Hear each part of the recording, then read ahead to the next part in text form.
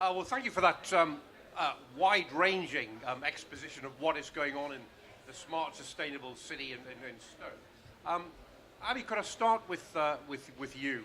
We hear a lot of talk about smart cities, but I think a number of us are still struggling to really get a feel for what it means and what it would look like in, say, 10 to 20 years' time. So I wonder if you could just really expand a bit on how you see the Stoke of the future as being a smart city. Thank you, David. I think as a number of speakers have already referenced, the announcement at the end of the last week that Stoke will indeed be a HS2 connected city clearly opens up a number of possibilities for us. We are a city that's very keen to increase our population. We've got one of the fastest growing housing markets in the UK, and lots of potential around various sectors to do that moving forward. I think there's various opportunities has been outlined here around energy production, high-speed internet, gigabit city, that really will open up the city, which after all is one of the best connected cities within the UK, whether that's by air, road, rail or sea. Albeit we're landlocked, we're on the direct route between Liverpool and Hull over to Amsterdam. So really everything has to come through Stoke. We are in the centre of everything that goes on. And I think some of the things that we've heard outlined today, along with things such as HS2, mean that going forward, obviously we would look to maximise that and make us as well connected in every way possible that we can possibly be. And what will a smart, sustainable Stoke mean to the residents? How will they see, how will they feel a difference? Well, I think for residents, really, if you move into your house, you have to go through a lot of faff to get internet and things like that. And some of the propositions that we've heard about today really mean that not just for business, but actually for residents, all of those sorts of things vanish in a way, and you're immediately plugged in to high-speed internet and all the potential around that. And similarly, there has to be a benefit there too around energy in terms of district heat network. What we've discussed really around and what we're seeing coming to fruition through things like district heat network is our rapidly expanding manufacturing sector, particularly ceramics, which is very energy intensive, and the excess heat from that being used to provide a benefit for residents. And I think we see that through a number of these schemes too. So really it's kind of making life almost easier for residents, but also helping them economically in terms of reducing fuel poverty going forward. So it's really a balance between business and residents, creating a city that's very livable in a way, well connected and livable. Okay, thanks for that. And Tim, I mean, you're from a global company. I mean, Siemens, one of the biggest multinationals, and you've decided to work here in Stoke-on-Trent. Why? What's attractive about working in Stoke? I think there are a range of factors actually, and I mean the first of those is the ambition, and you've all been hearing about the ambition that Stoke-on-Trent has, and clearly it has that desire and that very strong commitment to get on and really drive this agenda of making itself a smart, sustainable city. So that's a good start. As well as that, one of the key factors for us is the spirit of collaboration, because particularly in the area where I'm working, which is in distributed energy systems, for the most part there isn't a right or wrong answer. You actually start off, you need to understand, you need to co-create, you need to identify what's appropriate, and in trying to make that stuff work, then collaboration is absolutely vital. So that the strong spirit of collaboration that we see in the teams that we're working with in Stoke-on-Trent is great to see, and is very appealing to us. And then beyond that as well is this, there's this willingness to embrace technology, and the recognition that actually, yes, technology creates certain complications for us all. In some ways it makes things more difficult. But if you embrace it, then it's fantastic what you can achieve. So, in Stoke-on-Trent, we've seen that ambition, that collaborative spirit, that willingness to embrace technology, all backed by the fact that actually they have a tremendously knowledgeable team there and some of the energy specialists. So, all of those things together makes it very appealing for us. Plus, we can see that they're actually doing stuff, and you've heard this reference to the district heating systems that are being created, and money is being spent and pipes are being put in the ground in support of that ambition. It's not just about what Stoke wants to do in future. Stoke is doing it, and for us that's great to see. Yeah, I have to say that's an increasingly powerful message that we get. A lot of areas talk, but Stoke actually does. let me move on to Tim. We know that energy prices are a big national issue. Rip off major companies. You really sort of showed up on your slide about a guarantee to match. How are you going to do that? Yeah, it's a great question. I think the challenge within social housing, first of all, is that you've got two types of tenant. You've got a tenant on a credit meter and you've got a tenant on a pay-as-you-go meter. And we did a national survey of tenants in social housing, and we learned that 3% of those on a credit meter could remember switching in the last 5 years, and less than 1% on pay-as-you-go because they don't believe that they're allowed to. So we know that they're on the most expensive tariffs out there, which is criminal, really. So what we wanted to do was provide some safety net to those tenants to say you're always going to be on a competitive rate. Now, the way that we do that is by installing technology. So today it's solar, LED, smart meters, in-home displays and battery storage. And what we can basically do is take someone approximately, and it's different for every house, 65% off-grid, if you will. And that means that we're not beholden to the wholesale market, and we can be much, much more flexible on our pricing. Okay, and it's going to be an easy switch? We'll actually do it for them. The problem also in social housing tenant world is that there is a general not access to the internet maybe, or they don't understand it, they find it very confusing.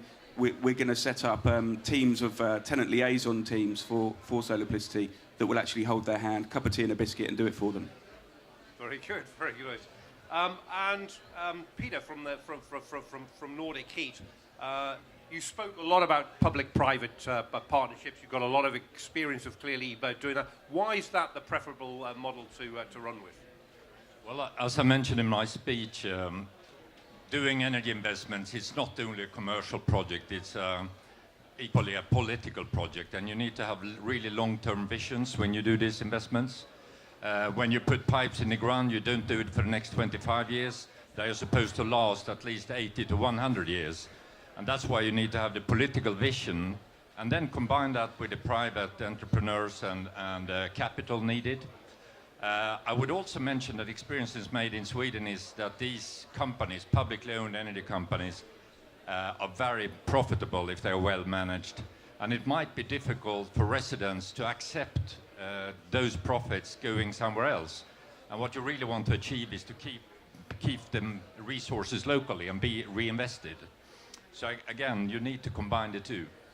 Yeah, good. And how have you found working in Stoke?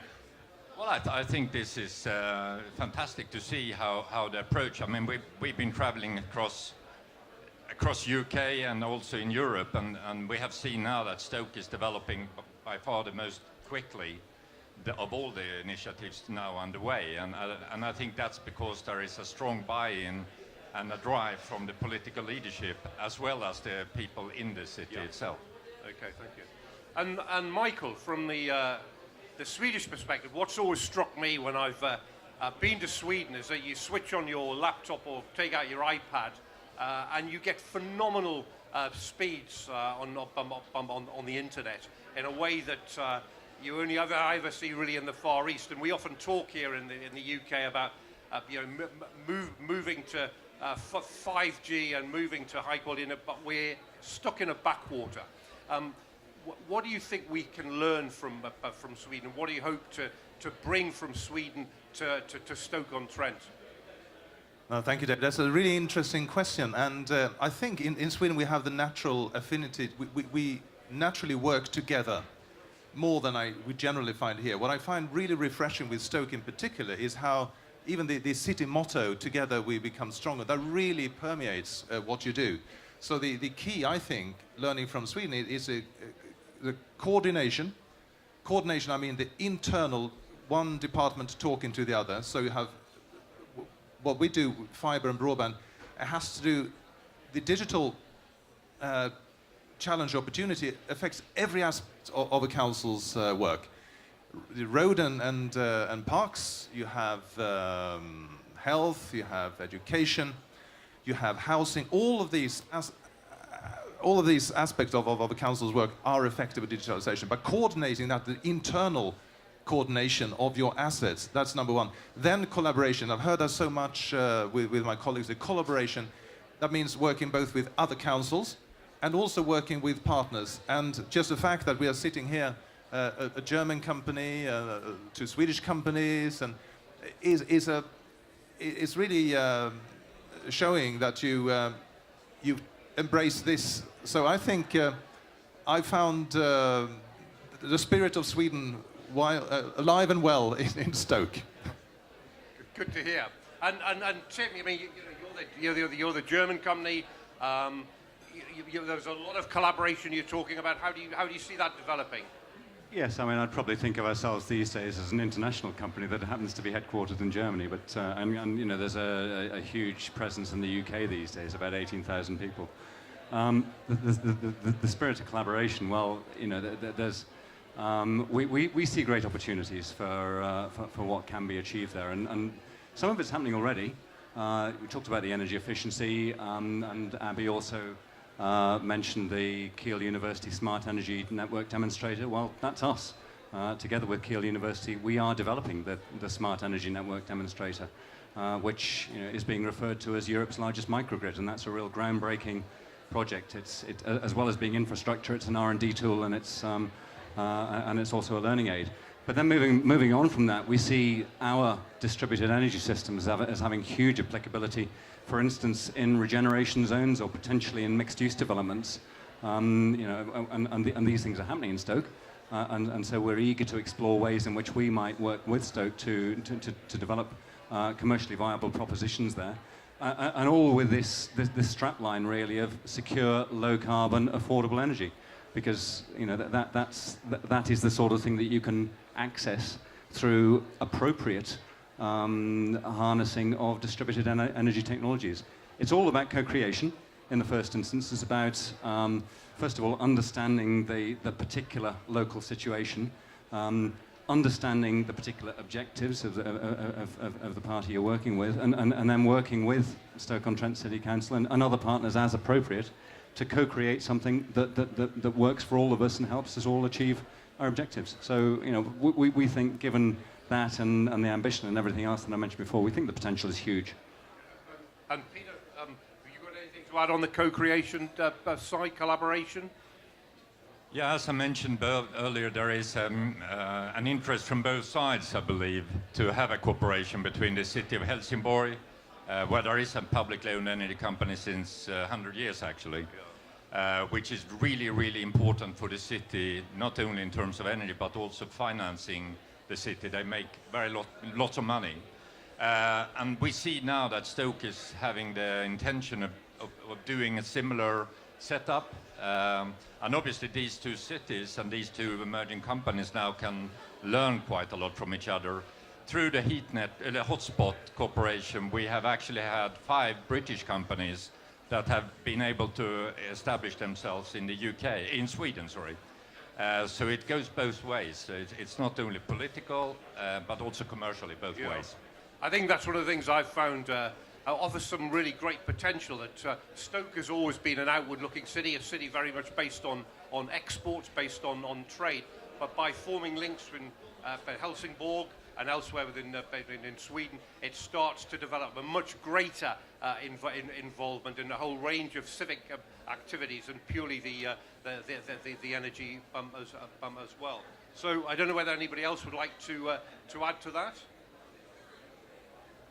Tim? I think that for me and Solar Publicity as a business, the partnership with Stoke and other landlords in the country is really, really important. If we're talking about partnerships, we can't do it on our own. We need partners to be able to deliver these solutions for the tenants. But what's actually interesting is we're working towards the smart home, and for that we're going to need everybody sitting along here, their collaboration and partnership to help us deliver that for tenants as well. So we're really excited about this. Okay, and any final points on that? Yeah, I think partnership is absolutely key. I was just going to mention, what we do, people associate with technology. And yes, we have very, very advanced technology, but that's not the key. And the money is not the key either. Both of those can be acquired. What you do need is a true partnership. And as a firm, in Sweden, we had a commercial relationship with 105 out of 290 city councils. We're the only companies that work with city councils. If you look at the telecom industry in general, what they want to monopolize the local market for their own benefits, not for the community. We work the other way around. This is what the objectives of the local community is. Objectives: economic growth, social, environmental, and efficiency. You need to deliver better services to the people living in the community. And we can only achieve that in a true partnership if we have joint interest in the outcome of that. And that's how we work. Technology and money aside, that is the true key to success, I think. Okay, thank you. And the final word to Abby. Thank you, David. You know me too well, wanting to have the final word. Clearly, you know, as has been referenced by colleagues today, the city's motto is Vis Unita Fortior, and partnership runs really strongly through us as an organisation. We clearly have that partnership with our residents and with our businesses, and also with colleagues who can help enhance the life for both businesses and residents within the city. As a local authority, our role really is to make the right environment to business to come to the city, and clearly if we can deliver something from that for residents as well, you know, ultimately if it drives an income for us as an authority that helps to support frontline services that we know residents want, but equally it allows us to enhance the quality of life for our residents in Stoke-on-Trent, then I firmly believe that that is the direction we need to go in, not least because we are clearly one of the most exciting cities in the UK at the moment, and developments such as these only continue to make the story of Stoke increasingly strong. Well, thank you for that. And I hope, ladies and gentlemen, you've not only find the presentation interesting in terms of the technical aspects of a smart, sustainable Stoke, but it's also changed perhaps some of the perceptions. You know, here we have a city right in the heart of the Midlands UK with truly global aspirations, but beyond aspirations, actually getting on and doing it now with the partners that you're seeing sitting here. So on behalf of myself, would you like to thank the panel for the session this afternoon? Thank you.